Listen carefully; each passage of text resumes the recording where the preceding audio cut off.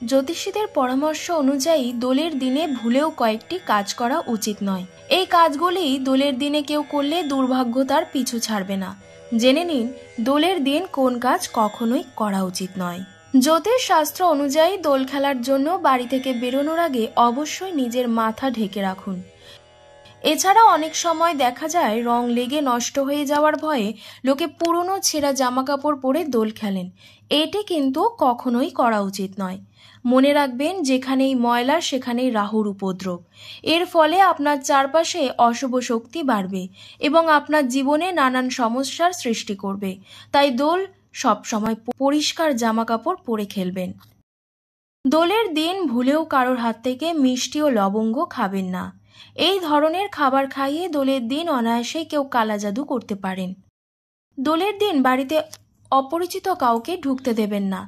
মনে রাখবেন, দোল উৎসব গ্রহ নক্ষত্রের অবস্থানের সঙ্গে সরাসরিভাবে যুক্ত।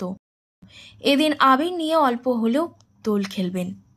আপনি যদি রং খেলা পছন্দ না করেন তাহলেও একেবারে আবিরও লাগালেন না এরকম করবেন না। বড়দের পায়ে আবির ছুঁয়ে তাদের আশীর্বাদ নিন, এতে পজিটিভ শক্তি প্রবাহিত হবে। কিন্তু কোনো রাসায়নিক রং দিয়ে দোল খেলবেন না। দোলের দিন ভুলেও কারোর গায়ে কাদা ছুঁড়বেন না, কারণ কাদা মানে নোংরা, আর নোংরা থাকলেই সেখানে রাহু থাকবে। তাই কাদা দিয়ে দোল খেললে রাহু দশার কোপে পড়তে হবে।